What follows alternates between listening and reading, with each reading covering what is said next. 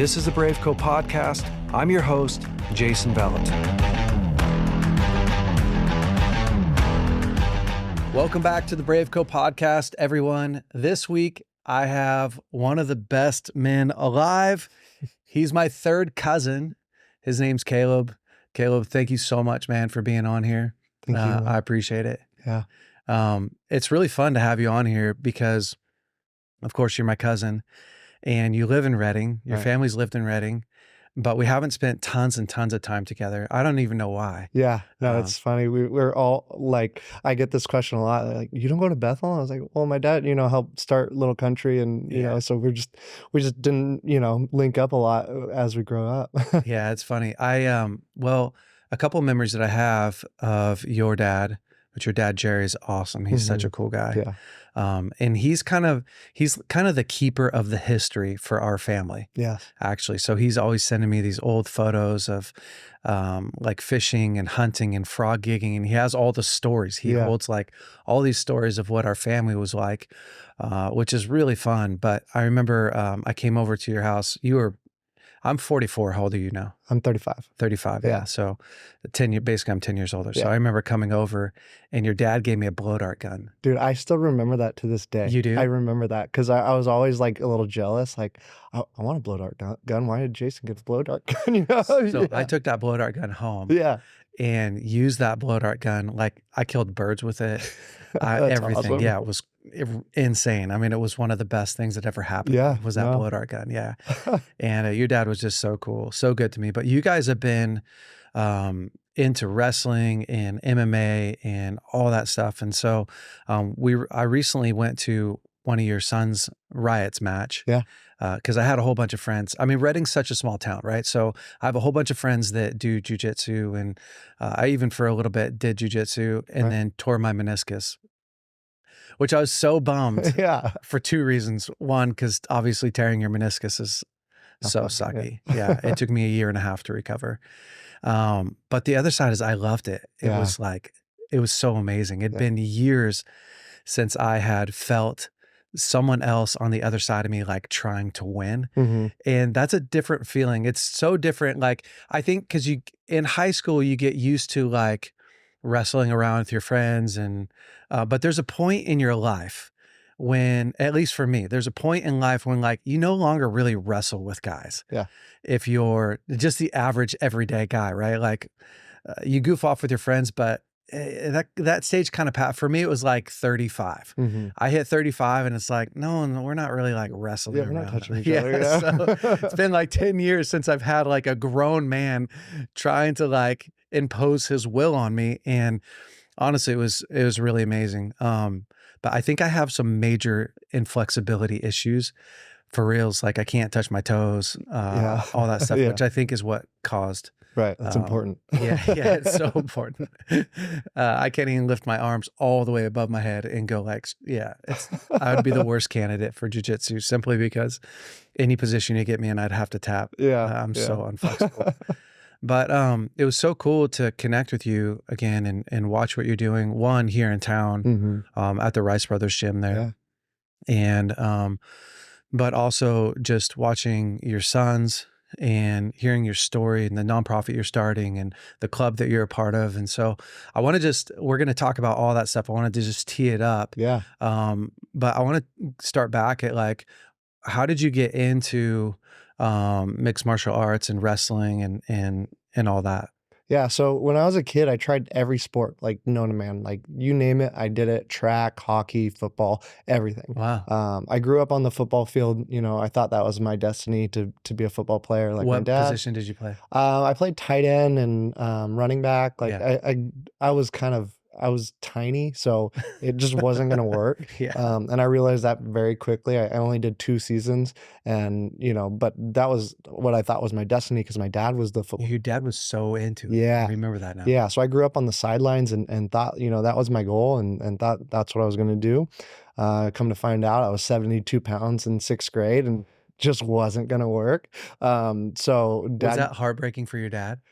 It was more heartbreaking for me because felt like I was gonna let him down by not Yeah. doing it, Yeah. but come to find out, like, he always kinda had it in the back of the head that I was gonna wrestle, so he kinda knew that that's what was gonna happen, and he kinda brainwashed me when I was coming up with, like, he would put me to bed with wrestling videos, like, I wasn't allowed to watch TV at night, but I could watch wrestling highlights No going to way. bed, so he kinda, like, brainwashed me into, like, loving wrestling. Because he was also a wrestling coach, was he not? So he did wrestling coach a couple years when he was younger, but when I was a kid, it was all football.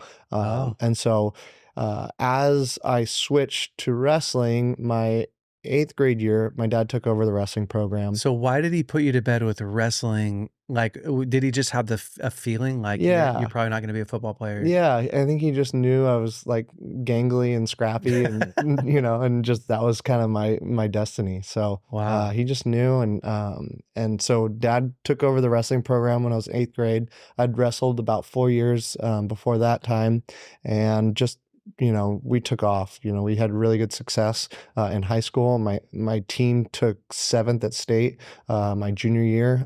Was a two-time state placer and a national All-American, and really had some great success. Went to Oregon State and wrestled there for a couple years. Wow. Wasn't making the greatest choices at college.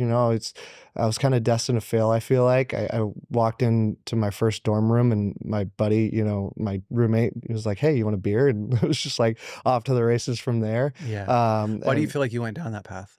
I'm not sure. I think some of it was just not reaching my goals as a wrestler. I always wanted to be a state champion, and I didn't reach that goal, and that kind of took me down a dark spiral my senior year, Yeah. where it's just like, I was angry and just mad at the world for me not doing what I set out to do. Yeah. Um, How close were you to that? I made it to the quarterfinals. I ended up taking 4th, so I was close, and I was seeded 2nd both my junior and senior year. I was the number 2 ranked kid in the state, so it was Yeah. right there for me. When you look back, what do you think was the difference between 1 and 2? I think it was just the focus. Focus to the finish line was huge for me. I think I took my off the prize a little bit. Yeah. My junior year, I was super dedicated, and, doing all the right things, and I overcame a lot and placed where I shouldn't have placed. I ended up beating a state champion in the blood round, to place at that state, which was huge for me. And then, I just kind of let off the gas pedal a little bit. I signed early with Oregon State, so I signed before my senior year. Oh, wow. So that kind of, Yeah, you're like, you weren't as sharp as you could have right. I been. was reaching my goals, and Yeah. checking things off the list, and it was just like, oh, I can kind of relax a little bit, and I got this kind of thing. Yeah. So yeah, so I didn't end up, reaching my full achievement and what I felt like I could have, and so that kind of put me down a dark spiral, and college. It's rough, I was destined to fail. I felt like, it was just like my whole team was partying, like Wow. it wasn't just one guy, it was everybody every night, like, it was crazy.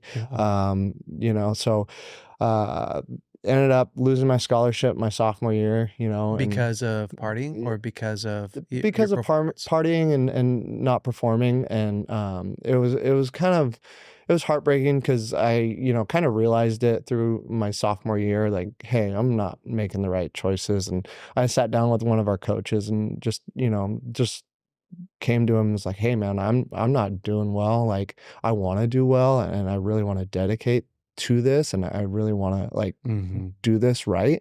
And I haven't been, and came clean and just was like, "Hey, I want this," and ended up going to freestyle nationals on my own dime. My dad actually paid for me to go, and I was a match away, like a second away from placing at that tournament. Ugh.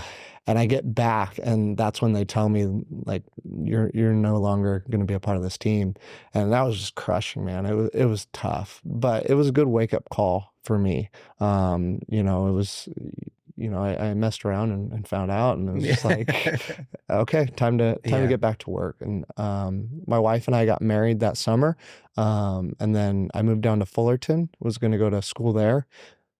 So you dropped out of college, like after you lost your scholarship, you basically were like, you were out of college. So I transferred to Cal State Fullerton. I was going to wrestle there. And my wife and I signed a year lease there, and they dropped their wrestling program. Oh, no way. Yeah. So, there was nowhere for me to wrestle. Golly. And so I had known Mark Munoz, who's a coach and an MMA fighter at the time, through wrestling camps. And so I messaged him on Facebook and I said, hey, man, I'm down here. I still want to compete. Can I come train at your gym? And he's like, yeah, man, come on in. And he was just such a welcoming, guy for me, and just a great leader, and someone I look up to this day. And he was great for me and my family. But the first day I walk in and it's him and Tito Ortiz sparring. No way. And it was just like, that was like the rest of the time there was just like the who's who would come in, and like I was training with the best of the best. And it was just such a cool experience, man. Like I had to pinch myself every day. It was just like new silver medalists were wrestling with us. Some of the MMA UFC champions were there. Lorio Vincito came through, Anderson Silva, like all the who's who, they were there. Wow. It was crazy. That's amazing. Yeah. When you were going to the gym that like every day or whatever your routine is, like, do you have a role at the gym in the sense that like, hey, we're trying to get this guy ready for a fight, or are you just strictly there like on your program? I'm going to get better at wrestling and fighting. Like, what's like the vibe there? Yeah, so it's everyone kind of for themselves, and there would be separate focus when a guy had a fight coming up, where it would be like, all right, he's the guy in the middle, and we're just gonna thrash him basically, and but it was kind of like on your own program, which turns out like I really loved. I feel like I could push myself further than a coach, could push me. Yeah. And I don't know where that came about. I was a homeschool kid growing up. And so like left to my own devices, I did well. Wow. And at Oregon State, it was very, very negative, the coaching style. And that really turned me off. And, like I had coaches just cussing at me like 5 a.m. to, run faster, lift harder, and all this stuff. And I'm just like, it's not inspiring. I'm not going to respond to that. It's just like, I'm going to go slower because of that. And come to find out, during my MMA career, it was like, this is on me. Like I got to achieve what I want to achieve, and no one else is going to do it for me. So when you went to Mark's gym, you basically transitioned from a wrestling background into MMA. Yeah. What was the hardest aspect for you?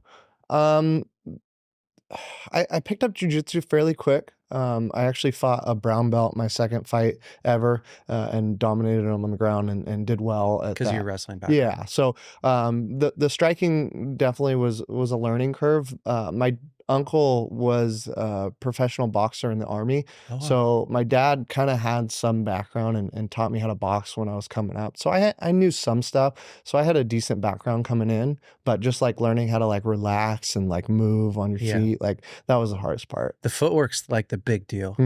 I'm a avid UFC fan. Like I've watched it from the very beginning. And love it. And like a lot of times when I'm watching a fight, you can almost tell who's going to do better because of the footwork, like who has great footwork. And that's something that guys put like so much time, effort, and energy on. Yeah. What was it like for you? The first fight that you did, what was that like for you? Oh, it was nerve-wracking. Was it? And like I had been in 1,000 wrestling matches, but they're not trying to kill you. They're not trying to punch you in the face, right? Sure. Yeah. So it was super nerve-wracking, and I didn't really get into the rhythm until probably my 4th or 5th fight of like learning how to relax and just kind of calm.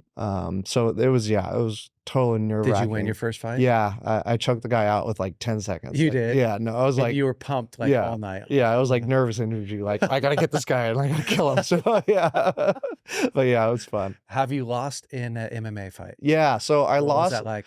I lost my pro debut. I took it on 9 days notice just because I wanted a pro fight so bad. So I went 2 amateur fights and then went right to the pros because it was like, I don't wanna, get punched for free, you know? Yeah, So, yeah, totally. so I lost that fight, but it was against a state champ, wrestler as well, and I felt like I did enough to win, so it was split decision. Okay. So a real close fight, Yeah. and I didn't have a mark on me. I did well on the ground game. He did drop me once, but other than that, like, I felt Yeah. like I did enough to win. Yeah. It was also in his hometown, and like, Yep. I had the cards stacked against me, so it Yep. was like, yeah, I lost, but I felt like I could have won. Did you So fight after that? yeah, so I ended up going 3-2 as a pro. One of my last fights, I went to Guam and fought a kid who made it to the UFC. And that was tough for me just because I had never like flown overseas before, and like the It's a different time game, yeah. difference, and probably should have got there earlier, and it was just like I wasn't sleeping right, and my legs were like literally felt like they were in cement blocks right before the fight. Like, so I won the first round and then ended up getting submitted the second round, just gas, just Yeah. ran out, and Yeah. it happened. And but it was a great time. I loved fighting. It was so fun. But I knew I had a short window to do it. 'Cause your age? Not necessarily for my age, because I actually started fairly young. I started 20, when I was Oh, got 21 it. Fighting. yeah. Oh, got it. So, Yeah, you were super young. yeah, super young, but I had a lot of concussions growing up. Got it. Football, extreme sports, wrestling, I had a lot of concussions. So I knew, like, hey, I'm not gonna be able to do this long, but I wanna give it a go. I tried out for the Ultimate Fighter, didn't make it, tried everything I could to Yeah. really give it a go, and I really knew I had to, like, for myself, to really go for it. And then, after the Guam fight, there was a lot of doors that just became shut. Like, God was just shutting doors. Like, I had probably 10 fights fall through within a year. Wow. Like, just they didn't come to fruition. Guys dropped out. And the last straw was, I was fighting in San Jose, and my doctor ordered the wrong blood test for me. And you have to have a blood test in order to fight, Oh, just yeah. to make sure you're clean and all Yeah, yeah. that.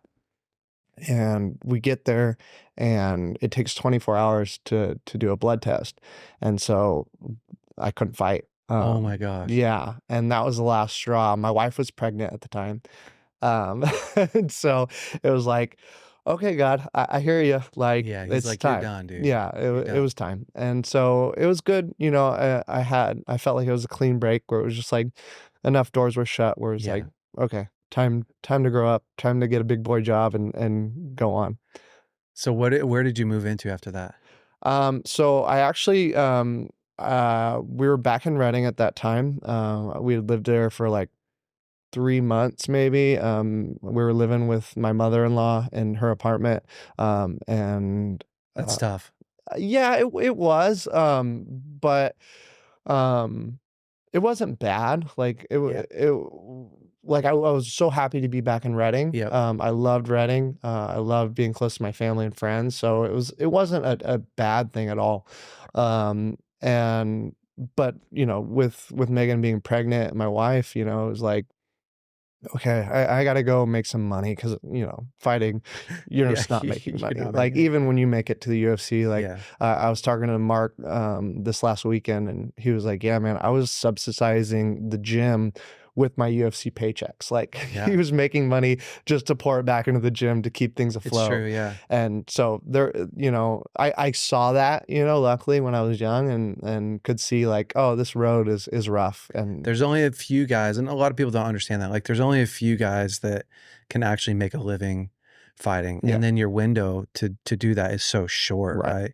And you see it all the time. Like, guys it's hard because your favorite fighter, whoever that is, you watch him and he's in his prime, and that prime's a slippery slope. Yeah. And once you get over that prime, like, you just don't ever get it back. Right. And I see a lot of guys not ruin their legacy, but you see them where it's like, maybe you should have quit there. Yeah. But the challenge is, like, if this is what you grew up doing, this is what you know to do. Yeah. Unless you're an incredible promoter. Right. There's a few guys that have done a good job, like Connor's an obvious, or Sean O'Malley. He did a good job promoting himself. And there's a couple guys that are like that. But for the most part, fighting's a rough rough sport. It's honestly, it reminds me of rodeo. Yeah, definitely. I have a lot of friends who Yeah, were at the professional level in rodeo, and man, those guys get just beat the crap, yeah, and they don't make hardly any money. right. And next week they're going and they're fighting. You know, they're fighting a bull, Yeah. and they're all beat up and Mhm. broken, and no one's ever 100%. And I don't know how they do it, man. Yeah, it's wild. It is wild. Yeah. But MMA is like that. Yeah. No, Like, there's definitely. nobody in there that's 100%, No. that's running around perfect. Yeah. That's not happening. Yeah. And you're living, you know, paycheck to paycheck. It's a rough life. Yeah. No, and I always say like we talked about, in jujitsu sparring, like I always say like nothing makes you feel more alive than sparring and It's like, true. getting hit in the face. Like Yeah. you understand what you're made of. It's the old Fight Club Yeah. quote, like you feel like you're made of glass until you get hit in the face. Yeah, Like that's real. and you realize what you're made of, and how far you can push yourself. So it's definitely one of those things that I think everyone needs to try out just to see what they're made of. I agree 100%. It's one of my regrets is that I didn't start sooner. Mhm. Because obviously, I think if I would have started a lot earlier in my life, not only would I have that base, but also the flexibility and stuff to Yeah. avoid injury. Yeah, definitely. So yeah, that's really cool. So you got it. Where'd you start working at? So I actually start working with a buddy who I grew up with. His name's Tim Linnett, and he had a company. It was a startup company. It was a fun time. It was a supplement that removed caffeine from your system, Oh wow. called Rutasom, and we were just kind of like getting our feet wet, trying to free fill some mom and pa vitamin shops to like get our name out, and the model just didn't work out, and ended up getting laid off about a year in, and he luckily referred me to another one of our buddies who I went to high school with, Chase Jensen, at a beer distributor in town, Reading Distributing, Okay. and at that time, I really it was like the craft beer craze, and Yeah. it was big, and I was into it, and I loved the science behind it, all the tastes and all of it. So it was like it was a dream job. I worked there for 8 years, and made my way up through the company, and when I ended, I think I was one of the top five, highest paid in the company, That's and cool. I was doing really well. But it was really dark, going to bars and selling beer, and Yeah. going to these liquor stores. Like it's a dark world, Yeah. man. Yeah. And so like it started to weigh on me, Yeah. about 7 years in. Like I was like, okay, I gotta find a way out. Like I gotta find The dark something. side of craft beer. Yes. So I was just trying to find, and it was a lot of prayer. Like, hey God, where do you want me? Like, I'll do whatever you need, from me, and I want to follow your will for me. And I don't think this is it. And so I started, looking at real estate, being a realtor, and I started, going through the classes doing that. I was going to be a policeman. Like I had all these like things that, Yeah. I could do. And, I ended up, the company actually got bought out, in 2020, and our sales were like at an all-time high. Like we were killing it, doing really Wow. well. And the Jensens decided to sell it. It was a great time for them to get out, right before, right during the pandemic, basically. Gosh. And so it was like a great time for them because, you get 10x on whatever, your value is for the future when you sell. Yeah. And so it was great for them. And, I wanted out anyway. So it was like, I wasn't going to work for corporate beer. It was cool and it was a family owned Yeah. shop, but I didn't want to be in that corporate life. I was trying to get out anyway. So it was like a good, like clean exit for me. So I got laid off, and, then it was like a 4 year like waiting period. I started doing jujitsu with Tanner at Rice Brothers Yep. right then, because I couldn't wrestle the kids. I usually wrestle. I was coaching all this time, so I started Oh, got coaching it. when I was down in Fullerton. I coached 2 years wrestling down there, and then came back to Reading. I was coaching at Foothill, my alma mater, with my dad, for up until last year. So about 12 years I Wow. coached there. So I was coaching this whole time, and that was my true passion. And I didn't realize how to like make that a career until recently. Um, and we'll get to that. But during that time, I started doing jujitsu again, and I had done some with fighting. Obviously, you kind of have to have that base. And Yeah, for sure. so I started doing jujitsu with Tanner, and he invited me in, and he's just like, "Hey, man, yeah, you should come in and roll with the guys." And I just took to it really quick again, and just fell in love again. And it was so fun. It's such a good like medicine for me, again, being in that dark world of beer. It was just like, oh man, this is what I'm supposed to be doing. Like Yeah. this is where I land, Yeah. this is what I want to do. And again, I didn't realize what the makeup of that looked like at the time. But I started with my buddy Chase Buttinger. He had been doing a little wrestling class. Chase is awesome. Yeah. So he'd been doing a little wrestling class for them on Saturdays. And so I started, coaching with him. And during the pandemic, we didn't have a wrestling season. So we started a wrestling club. And it was just basically out of necessity for these kids to be able to wrestle. Yeah. And so we did that. And Tanner, God bless him. He was one of the only businesses that didn't shut down during the pandemic. He was like, "No, we're not doing that." Like, and it took a lot of balls to do it. Yeah. But he had some lawyers and policemen that were in the club or in the jujitsu studio cool. at the time, so he kind of knew like Yeah. they can't really do much to me. Yeah. And he stood up for what he believed in. That's and, amazing. And so we were able to train throughout the pandemic. Wow. And it was really eye-opening for me, like, oh, we can do this. Like we can Yeah. do this at a private scale, where mostly it's been, at public schools, and wrestling has been, especially in our area, has been just part of high schools, like mainstay high schools, like, your Foothill, your Enterprise, like you don't wrestle unless you're going through Yeah, it's those true. programs. Yeah. So it really opened my eye to like what it could be. And so we were wrestling, just on jujitsu match. I had kids, coming in. We had probably 30 kids come in, consistently during that time, 2020 to 2021. And it was really cool. I got some of the jujitsu kids into it too. And it was so fun. There was another one of our affiliates in Chico was hosting another team, and so we did a little dual meet, and like it was just gumshoe cool. together, but it I was love just it. so fun, just to kind of be under the radar and still do wrestling. Yeah. And so God really spoke to me in that time. It was just like, this is what you're supposed to do. And then I had a clear word from the Lord during church one time. It was during this time, and it was like, God was like, you need to make a gym. You need to make a gym in your garage. Hmm. And I was like, okay. And so I made a gym in my garage. I have I have a rock climbing wall. I have a mat. I have, all the No equipment. way. So I went home and I started doodling out the plans, and little did I realize like that was, like my step of faith. But I think what he was really telling me was like, you're supposed to be in a gym coaching. And we ended up, opening up the new facility at Rice Brothers this February. Yeah, you guys have a beautiful facility. Yeah. Downtown. Yeah, it's amazing. And that's literally 2 miles from my house. Wow. And so it was like, I think that's kind of what he was like getting me to, was you're supposed to be coaching. Like you're supposed to be doing this full time, full on blast. And this is what I have you for. It's scary stepping out with something brand new. I mean, I've just felt that so much with BraveCo the last 4 years of starting something brand new and not knowing how it's going to go and fully what to do, like, but knowing that you have to do something, you're called to do something. Right. It's wild, man. Yeah.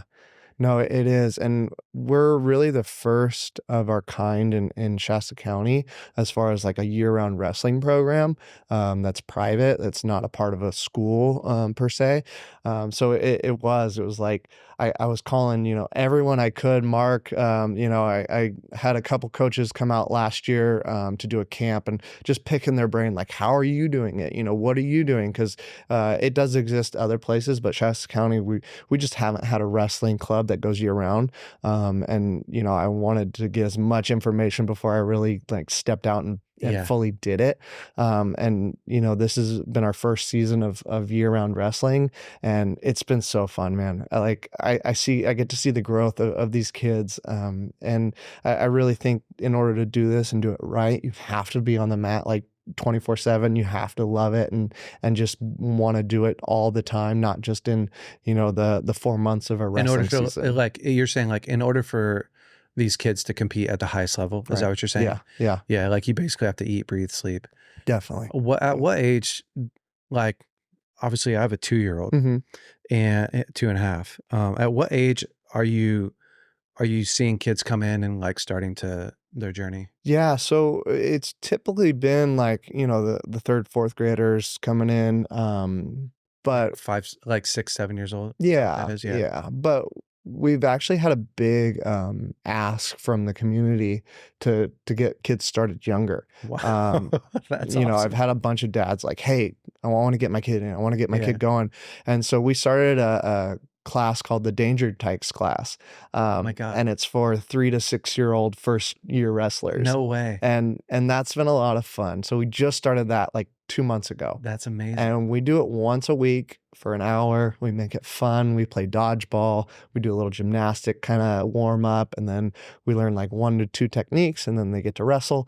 But it's a great entry to get their feet wet. And again, it wasn't something I planned to do, but Yeah. you know, the ask was so big that was like, let's do it, you know, and I felt like it was a cool way to like get people in and started on their wrestling journey. So do you have a name for like, is it a club? Is that what you, Yeah, so the club's called Run to Danger, okay. and that comes from, our motto when my dad was coaching me. He interviewed a bunch of coaches sorta like I did, before he got going, and he interviewed a kid, his name's Steve Shank, and he was a state champion at Anderson High School, and he was coaching at the time, and, dad was like, "Hey, how do I do this? Like, how do I do this well? I wanna compete with the best," and he's like, you know, you got to get out of Reading. You got to go compete everywhere, and you got to go Run to Danger. And my dad was like, I'm stealing that. And ever since then, it That's was amazing. just our motto. And I grew up, you know, my favorite story in the Bible was David and Goliath, and you know, kind of like is the same Yeah. kind of adage of just like you gotta run towards the battle, and you have to really test yourself against the best and really see where you're at in order to achieve what you want to do. And, you know, ever since then, that's been our motto. You know, when I was in high school, dad flew us all over. Like we would go to Ohio, Virginia Beach, like Missouri. I competed everywhere, and Wow. you know, the best of the best, and just mean, you know, 19-year-olds with mustaches and you know zits on their back. It was just like, oh boy, but, Yeah. you know, in order to do what you can do in the sport, you have to test yourself against the best. You're not gonna get better just going against the same guy from, you know, Yeah. the crosstown rival every single weekend. It really paid off, you know, for us, and Yeah. now, you know, the club gets to be named that in honor of that, It's amazing. that motto. It's amazing because the reason why I want to get my son and even my daughter, she's 4. She has some sensory issues, so I'm not sure that she will do it. But Mhm. I was thinking about getting her into jujitsu at some point. Yeah.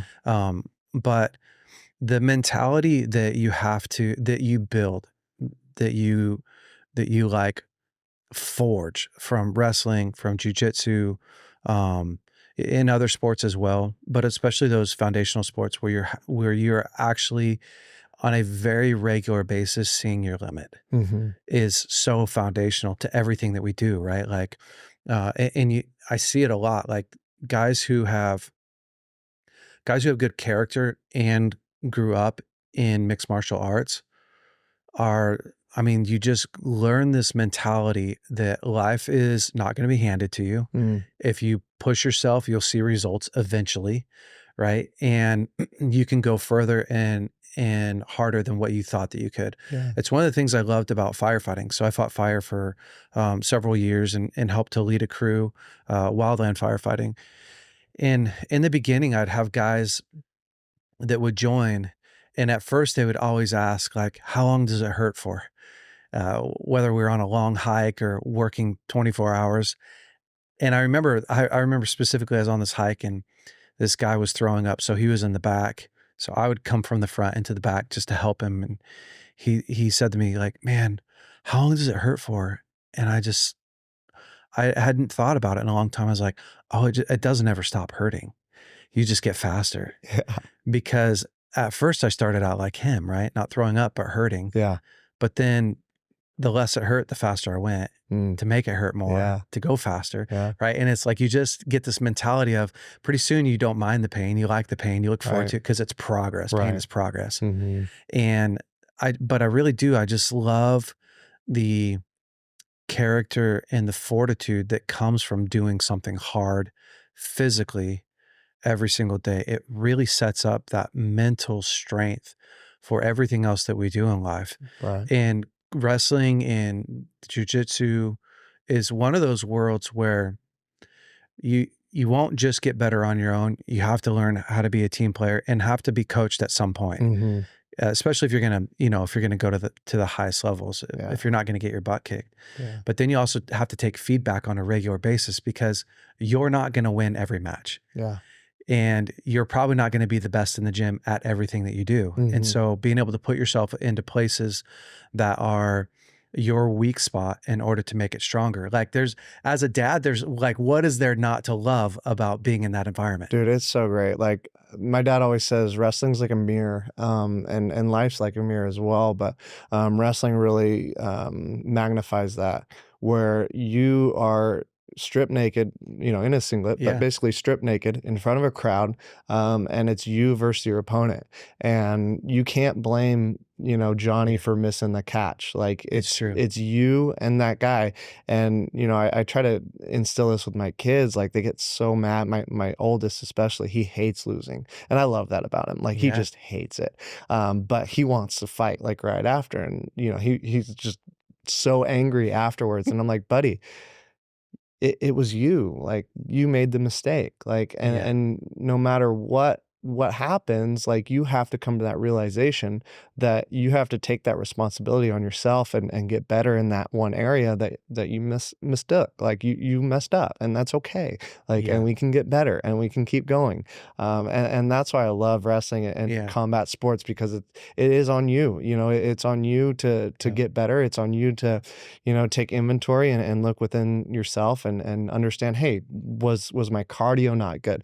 Was my nutrition not good? Was my sleep not good? Well, what was these aspects of my life part of the reason why I lost? Or was it, a technicality? Was it a technical error? And you can go back to the drawing board and get better every single time. And that's what I love about wrestling and jiu-jitsu, where it's just like, hey, it's up to you to take it upon yourself to get better.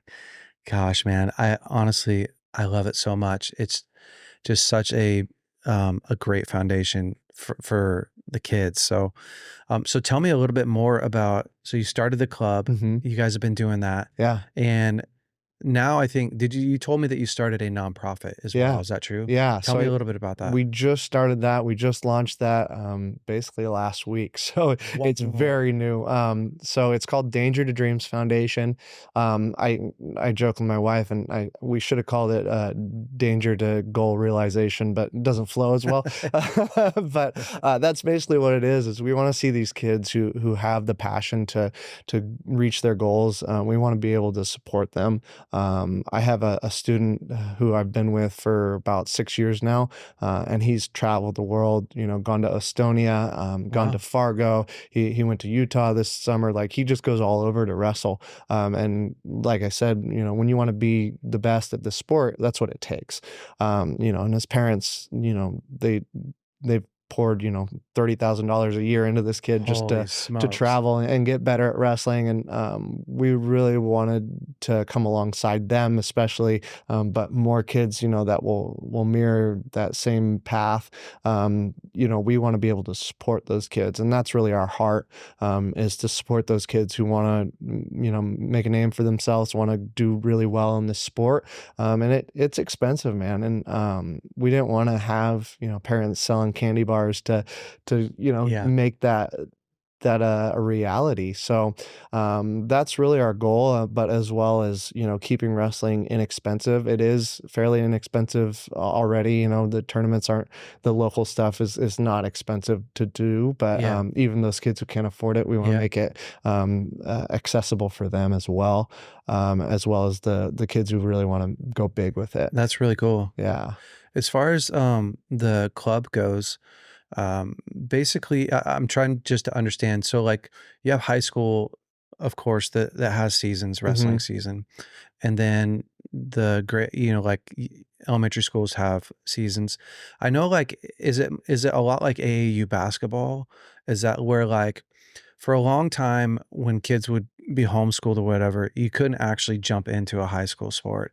Yeah. Is that what your guys are bridging the gap to? Yeah, so it's been kind of a cool revelation the last 2 years, really. Um, which, yes, it is kind of like an AAU club sort of thing where you can go year round with it now. You can compete year round and go to all these tournaments. I was telling you this last weekend we were at a tournament, and it's technically preseason still, but you can compete almost every weekend. What's the difference between preseason and regular season for these kids? So for the club kids, not much, right? For the Okay. club kids, it's really no It's still different. counted, like, they're still, like, I don't know. Do they keep a record of wins and losses or Yeah, but it's not a big deal. Yeah, got it. But for the club kids, for the K through 8, it's really no different. For the high school, they do have a CIF season, which is with the high schools, and what's been really cool the last couple years is I started coaching last year, was my first year at Hope International High School, and they're kind of an independent study high school that is able to compete at the CIF Oh, alongside cool. the other high schools. And that was my goal, especially during the pandemic. We took our kids out of school, and we homeschool them, and that was my goal for them, was to be able to compete, with the high school kids and, still homeschool. And so I started that team last year, and then I started actually two others this year, and they're charter schools. So they're half on campus, half off. And really my goal for all those kids was just give them the opportunity to wrestle. One, and then two is I saw it differently than the traditional high school. I saw a real darkness in the traditional high schools, with kids just losing hope, and Yeah. whether was the system or their peers or whatever, there was not a lot of drive at the end there, especially during pandemic. Kids were wearing masks, It's and true, yeah. it was really tough to see that, and I wanted something different for these kids. And so I started these programs, and I really want to see these kids, be successful in wrestling in their lives. And so our goal for most of our kids that are in our high school program is to get their AA, get it through Shasta College, Yep. so they can kind of do that combo work of high school and college, and then be able to go wherever they want. Like, you get your AA now in high school, and you're one of the most marketable athletes ever because you're a transfer, Oh, right? wow. And so it's a lot easier entry for these kids to go into these Division I colleges and wrestle there. So that's really our goal for these kids, to get educated and do it without costing them arm and leg, It's and then amazing. be able to go where they want, and whether that is college or MMA or wrestling at the Olympic level. We want to be able to provide that for them. And that's what's been so cool, is like I get to, coach these kids that are like-minded with me, homeschooled and doing things a little bit differently Yeah. than the traditional model. But it's been amazing, man. It's so cool, man. I really do love what, in some sense, what COVID did, the gift that it gave of just exposing the school system, what's not working in the Hmm. world.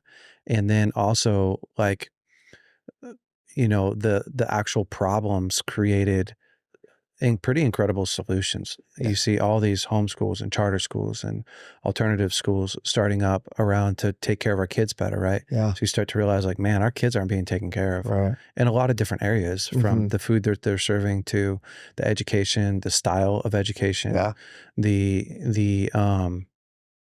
the community that surrounds the school system, the indoctrination that's happening, especially in California. I mean, we live in California, so we're like ground zero for all the crazy stuff that's happening. And parents are starting to take back control, and people are starting to realize like there's a better life that we can give our kids. There's a better education that we can give our kids. There's a better world that we can grow our kids up in, despite what we've thought in the past. And so things like this that you're starting is just so incredible. I mean, what a gift to give your kids a place where they can go and pursue a passion, whether it's wrestling or whether it's gymnastics, where they can go pursue their passion and achieve their goals. And whether or not they get to the highest level doesn't really matter. They're pursuing something that really matters to them. And I love your drive and your tenacity and your effort going after it. It really is inspiring. And one of the reasons why I wanted to have you on here and why I offered it to you when I saw you was I love it when I see men take risks and find something that they're good at and chase after it. You know, the Bible says that a man's gift makes a way for him and brings him before kings. And we often think about like, what am I called to do? What should I do? What am I born to do? And what I like more than that is, what am I gifted at? Yeah. What is it that I'm gifted at? What would happen if I poured my whole heart into this? And some people are gifted in the political realm. Some people are gifted in, the business realm. Some people are gifted in fly fishing. And I've just watched, if a man will take the thing that he's gifted at and pour his time, effort, and energy into that, that really does make a way for you. I mean, it opens up tons of opportunities. It's that gift that you bring into the world that God can really bless. Right. And I love watching you do that. Yeah, no, and my dad's one of my dad's favorite stories in the Bible is the parable of the talents, and he speaks that over me, all the time. And it's like, what did you do with what I gave you? And that's so important. And again, it took me a while to realize that, like, oh, I have these gifts that I can use, and I can chase my passions alongside it. And, it's so fun. And I love it. And I love, how God's working through me right now. It's incredible, a lot of man. fun. Yeah. I'm really proud of you. Thank you. It's really fun. I got to watch, your son Riot, um, in a Jiu Jitsu tournament. Was it 3 weeks ago that you guys put on downtown? And man, he's a beast. You were telling me earlier, we only have a few minutes left, but you were telling me earlier that you took your sons down to this tournament. Was it last week? Yeah, this weekend, yeah. This weekend, yeah. And Riot took first in his class, but just tell me really quickly what you did with your 7-year-old. Was it 7? He's 9. 9. Yeah, he's what'd you do with 9. him? And so we entered in this tournament, and he did well. He took fourth, made it to the semis, and afterwards he was bummed, and we let him know, hey, this is your first tournament going against the junior hires as well. So it's a K through 8 tournament.